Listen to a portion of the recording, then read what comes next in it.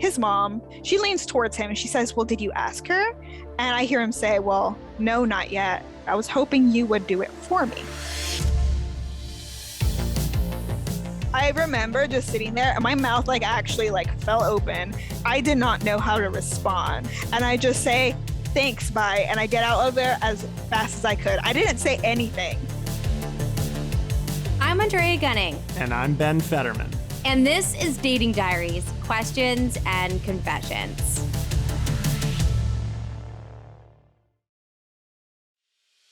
Dre, I kind of feel like you've been lost in thought this week. I want to know what's up.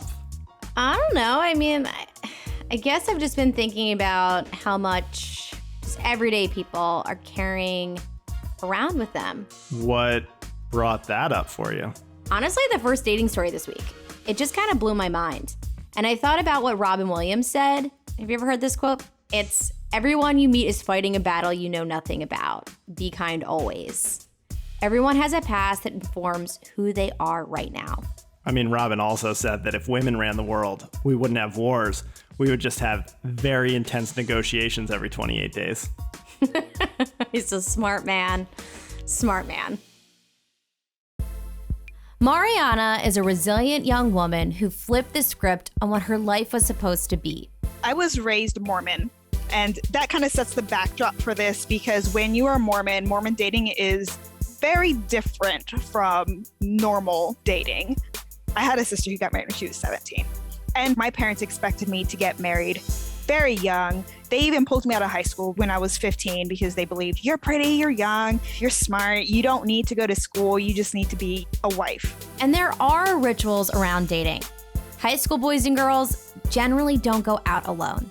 Most of the time, you're going to be going out with people in groups. And I had known Kyle, I think we met when we were 3 years old, very young. We knew each other. We grew up together. Kyle and I had been seeing each other for less than a year. But in Mormon time, if you date for more than 3 months, it's a serious relationship. And he was getting ready to leave for his mission. Okay, so if you haven't seen the Book of Mormon, missionaries are volunteer representatives for the Church of the Latter-day Saints. They spend 2 years on assignment, going out in the world, helping to bring more people into the church. They proselytize, provide humanitarian aid, and community service. In Mormon culture, if you are a woman, there is no better partner for you in life than a man who has served a mission. And a lot of times when these boys, because they're young, usually 18, 19 years old when they leave, they have been dating someone and they ask the girl to wait for them. And when they say, will you wait for me? It is a marriage proposal. It is, when I come back in 2 years from now, I want us to get married. Kyle had just received his assignment and would be leaving in just a few days. And he wants to do a last hurrah type thing. He wants to do something with all of his friends, and he wants to have a big sort of going away type party. And of course, we're kids, so we're not drinking anyways, but there's no anything allowed in the Mormon church. Kyle decided on an 8-hour whitewater rafting trip with Mariana and some of his buddies. The only thing is I don't know how to swim.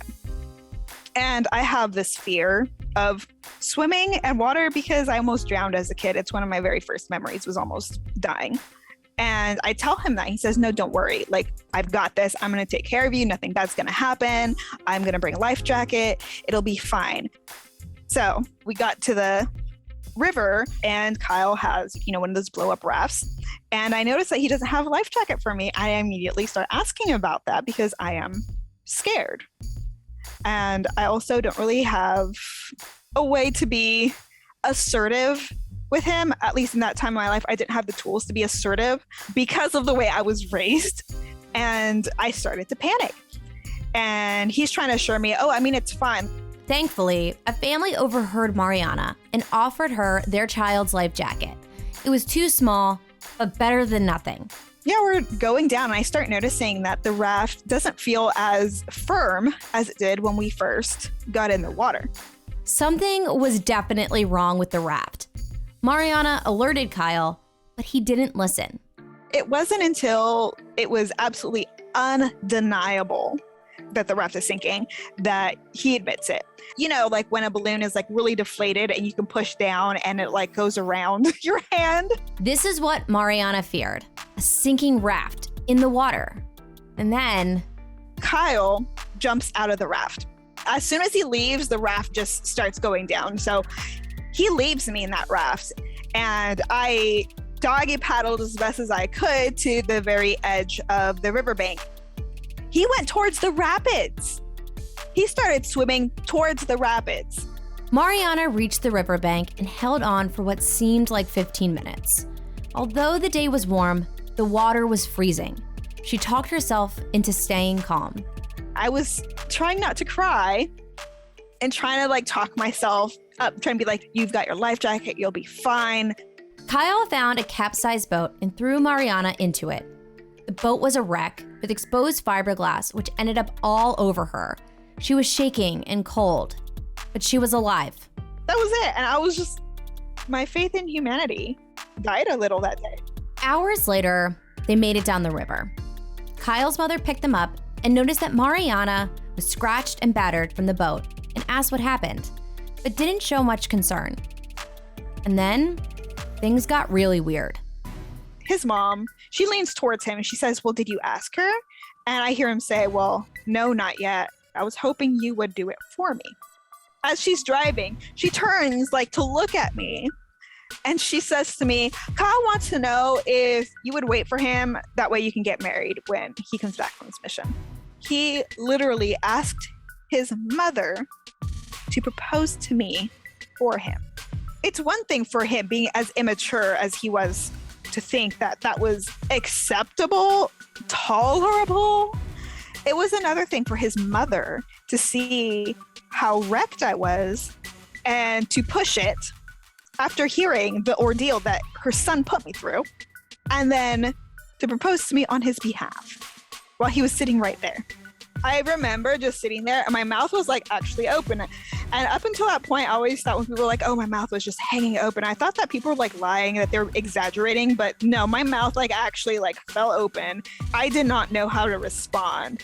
And when she had said this to me, we were about a block away from my house. So we pull up to my house and I just say, thanks, bye. And I get out of there as fast as I could. I didn't say anything. I, too, am speechless. That date was the moment that I was like, I cannot be with someone like this. It was the worst date ever. Maybe even the worst day of her life. But it changed everything. As crappy as that whole situation was, if I wouldn't have experienced that, I feel like there would be a possibility that I could still be in the church and I would be trapped and unhappy and without an education. Mariana transformed her life. And when she was ready for love, she did what a lot of other singles do. Found a dating app. When I met my husband, I was 27. I was at an age where I was ready to commit to a relationship, where I wanted to settle down, where I wanted to build my life with someone. Mariana used an app called Zoosk. There were less people on the app, and I know that usually that's a bad thing, but the people who were on the app paid to be on the app, so they were looking for something. They weren't just looking to like hook up. And she met her soulmate. Within the first month of him and I talking, I remember thinking, this guy's perfect. Like, we want the exact same things. We value the same things. Keep in mind, I'd never met him in person at this point. Like, we'd just like been doing like Zoom and like kind of chatting and this and that. And I told my friend, I was like, I feel like this is the one. Like, I am going to marry this guy. I'm going to marry this guy. From the very beginning, it was just effortless. I mean, I couldn't imagine being with anyone else. We were so happy together. Where do you begin with this one? I remember for the first time I went like clay pigeon shooting with my boyfriend at the time, being so scared because I had never shot a gun before. And feeling that anxiety to be present and feel excited because everyone else is excited. But deep down, you are so anxious. Mariana expresses her concerns about whitewater rafting, communicates her boundaries. He agrees to bring her a life, and then he just forgets. It's so absent-minded. She can't swim. The only thing I'll say to that is Mariana did say that she's able to speak up for herself more than she was at that point in her life. I liked that. I thought that was very self-aware. Yeah, I did too. I thought that was interesting. Yeah. I thought that was very interesting. But it was because of that moment. You know, she had a brush with death. She almost drowned. She had to like swim to the shore. Kyle, meanwhile, jumps ship. I've never gone whitewater rafting. Is this like protocol that you know that it's going down and you jump ship? First off, I've never been on a whitewater rafting experience where I knew the boat was going down. And you're also not bringing your own flow. It's not a BYOF. If you're doing a trip, you should be with some professionals and not just trying to wing it with a dinghy that, you know, you inflated with your mouth and then slowly deflates like a little pool toy. You know how people in Philly float down the river and you like bring a keg and you get like a party float? Did I ever think this was river float? Did you think that Mariana's equivalent of just an easy float down the river is whitewater rafting? Like, this doesn't really make sense to me. If you haven't river floated before, it is a great afternoon pastime in the summer. It's so fun. You dedicate a boat to the keg, and then you have a armada of floats around it, just filling up beers for the afternoon. It's so great. You know what we do? We get a trash can. There you go. And we put a tire tube around it. Perfect. And fill it and put a keg in there. Listen, the worst thing that could happen is a slow deflate of your keg boat, and you just slowly watch it go down. We once went with my mom's side of the family, so all of my cousins. It was literally like it's a 3-hour tour. And after, you have to like shuffle yourself out of the river. All of my cousins were like projectile vomiting. My aunts and uncles are there. All of us were blacked out. We're like climbing out of the river, just throwing up because we're so drunk. It's not a safe activity. You're literally in the beating sun for hours, slowly floating and drinking. You have no concept of how inebriated you are. Okay, well, back to Mariana. So Adele just dropped a new single today. But let me pull up these lyrics real quick because this reminds me a lot of Mariana. She goes, "Go easy on me. I was still a child. I didn't get the chance to feel the world around me. I had no time to choose what I chose to do, so go easy on me." Mariana was still a child and she still wanted to feel the world around her. And she was confronted with a life and a dynamic with Kyle and was like, absolutely not. And so she left the church, like this defining moment. She could have easily decided that then and there, yes, I'm going to wait for Kyle. I'm going to dedicate my life to the Mormon church and this lifestyle. And she decided this is not what I want. And her whole life changed. It's kind of cool to pinpoint a moment where your whole life turns around. It absolutely is clear that that is when her life changed. She says it herself, that she knew right there and then that she did not have control of her life. This is not the life she wanted to live. So she had to get out, and she did. And she was able to live a more empowered life that she wanted to have. You know, maybe this is just young, stupid, dumb love, but once you start getting the "I'll wait for you," the marriage proposal, that's not really young love anymore. Now we're putting some real lifelong stakes on. Yeah, life is going into first gear. Life gets tough. You can't just jump out of the boat and swim into the rapids and try to figure it out yourself. You have a partner that is looking for you to figure this out with them. There's actually a great metaphor of being in the river. We actually talked about it a few weeks ago about being in the Delta. Like being in the Delta is kind of the same metaphor. When you're going down the river of life, you're going to hit rapids, you're going to hit bumps. Sometimes you need to steer right into those bumps together and navigate through. Sometimes you have to get to the shoreline and take a break and figure out, how are we going to get through this? And this is a situation where Mariana is terrified about what she's being put through. And instead of the partner saying, "Oh, you're terrified, let's take a break or let's do something else," no, he sends her right into the rapids and he doesn't even go through it with her. He jumps ship. But I also want to take a step back, and you should be prepared to go down the river by yourself before being willing to go down the river with somebody else. Well, that's what she's being taught. As much as this was terrifying, she needed it to understand that she had to be able to go down the river herself to then meet the right person. Kyle is just a dumbass captain that got her on the river to have this awakened moment that just transformed her life. So, I mean, we talk about this as much as Kyle's a jackass and she probably looks back and says, thank God. She wouldn't be in the relationship she's in if it weren't for Kyle. I would agree with that. So, Dre, here's another thing that I've been thinking about. You know, we talked about one of your past relationships on the show last week. Traveling does put relationships to the test. Like, you learn a lot about someone. And you learned your ex, he was not going to make it home without you. It was so unattractive. Right, exactly. Like, you probably felt like you were playing mom. I was playing mom, and also I had almost 3 years of dating this person, and I knew this person really well, and it was all surprising. And it was a deal breaker. How long after did the relationship survive when you touched back down in Philly?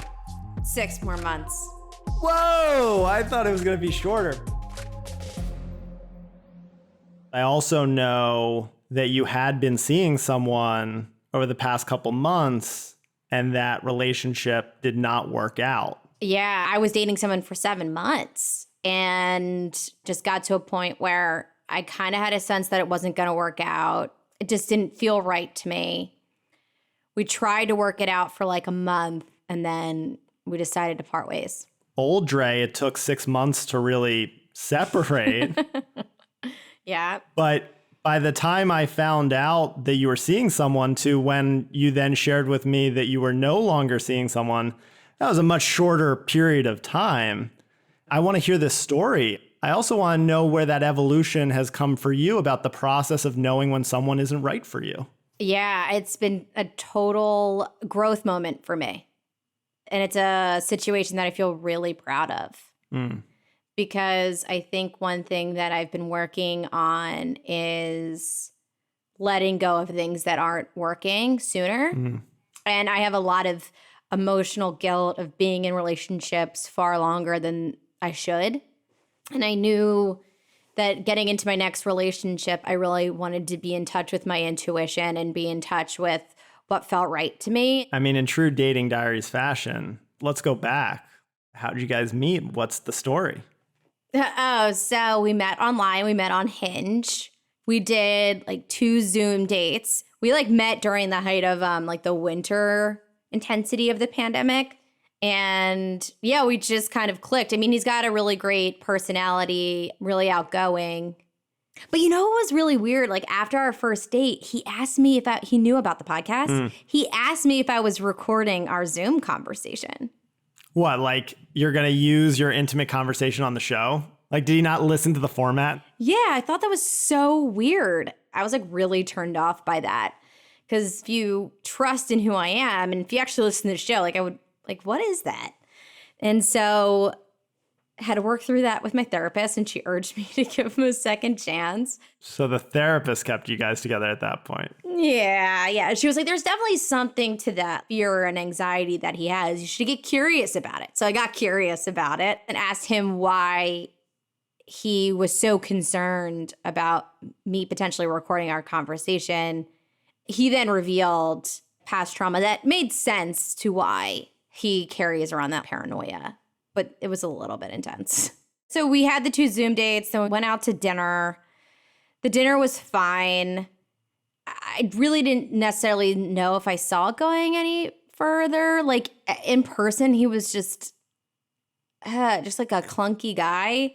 Like I was just irritated with like how he used a fork. Like I'm like, how is this gonna work? Hold on, can we get a little descriptor? How does this man use a fork?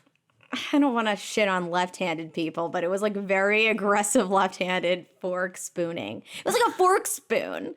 And I'm like, what is that? You know, it's funny. Without you even saying where you guys went, my mind went, this was an Italian meal, wasn't it? Yeah, you know exactly where I took him. For those keeping track and score at home, me and my wife's first date when we were in college was to Italian, and she made the unfortunate mistake of ordering spaghetti, which is a very awkward thing to eat on a first date because there's a lot of maneuvering if you're not a skilled spaghetti eater. I guess. My first thing I ever ate was pasta fagioli. Like, I feel like pretty confident in eating spaghetti on a first date. So, yeah, and then we just kept going on more dates. So did you feel any attraction to him? Totally. I loved his personality. I mean, he was super goofy. He had a really great laugh, like such an infectious laugh. We would be watching something and he would just start cracking up and we would just crack up for like 3 minutes straight. So there was like parts of his personality that were really attractive. And also he had like a six pack, so that helped. And he would come over with like flowers or come over with like my favorite bottle of booze, and he would always make a big deal about coming and seeing me, and I thought that attention and intention was really nice. I feel like I can look back and say, okay, I had a really great like 5 months with this person and then a not so great last 2 months with this person. So let's talk about when things started to transition. He came down the shore for a few days with me. Okay. You know, we had been spending a lot of time together. Like, he would stay at my house for a few days at a time. So, like, spending that length of period of time was not a bad thing. But seeing him in his element on vacation, I just saw some things that alarmed me. It opened my eyes to some substance issues that I saw, which continued from there. And then when I had the conversation with him and it was met with a ton of defense, I realized that we were just not having the same conversation. And as much as I was concerned, it's like, this isn't necessarily my battle to fight. Right. So after that weekend, it wasn't great. And then we decided to take some time apart to really think through what we wanted. So there was a clear rupture. Correct. Like, I was offended by his behavior. He was offended that I was offended. What I was seeing was someone that was perpetually stressed out and had a lot of excuses as to why he was stressed out, but was unwilling to look at his behavior and make any changes to be healthier. He wasn't sleeping. There was just like a lot of things that he would clearly say that he was struggling through and wasn't taking any steps to work through it. And when I would suggest like work out or meditate or do this and that, it was just kind of ignored, and everyone needs to find their own thing that works for them, and I'm totally fine with it. But then at some point it became larger than that. It became a fight about what I was witnessing and what he felt was happening, and our realities were very different. He would throw things out in the heat of the moment. I mean, it was like one of those things where we would fight and everything was fair game. Can you give us an example of like not fair fighting? Like a year ago, I was really stressed out at work and I was really short-tempered, and my sister was bringing it up out of an area of concern, like, you're really stressed out. So I started going back to therapy and I made some changes with my job, and all of that really helped to regulate my mood and my stress. And so I've been actively for the last year really working on my temperament. You know me, I'm a little fiery. And in the heat of the moment, he was just like, no wonder your family staged an intervention for you. You're just a mean person. Oh.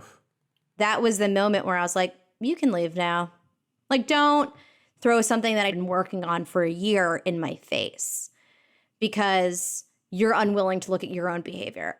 I've been making moves to better myself. Don't throw that in my face. So when it became clear that someone wasn't fighting fair and fighting out of place of love, I was like, I'm done.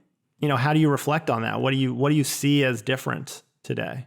It's so crazy. Every time it came to me breaking up with someone, I felt like I really needed to go through a check and balance process of, here's a mistake. Let's talk through the mistake. Let me see your actions change over a series of time. But I don't need to wait 6 months. I don't need to waste this much time. My time means more. Yep. And I also had the benchmark of my sister's wedding. I didn't want my sister's wedding to be ruined. And the idea of bringing him along started to really stress me out. I could think back to that relationship where that boyfriend that we talked about last week ruined my cousin's wedding. Right. Not because of the goatee. He actually got in a fight with my uncle. It's just the goatee is like the funny way of me coping with it. I was like, I'm not going to sacrifice any personal and memorable moments in my life because someone's going to hijack them from me. Dre, you know I always love when we spend an episode talking about your love life. I love that I get to share my life with you. The ups and the downs. Mostly the downs. I'm sure there's going to be another episode down the pike. Yikes. We only have a few episodes left this season. We need to get your stories in ASAP. So email them at datingdiariespod@gmail.com. That's datingdiariespod@gmail.com. Or DM us on Instagram, datingdiariesqc. So until next week, stay safe out there, guys. This podcast is hosted and executive produced by me, Andrea Gunning. Executive produced by Nancy Glass, Ben Fetterman, and Carrie Hartman. Produced by Julie Clark. Associate producers include Megan Paisley and Kristen Malcurie. Edited by Mac Daggett and Matt Delvecchio. Special thanks to Natalie Thomas. Music by Mybe Music. Some names have been changed to protect privacy.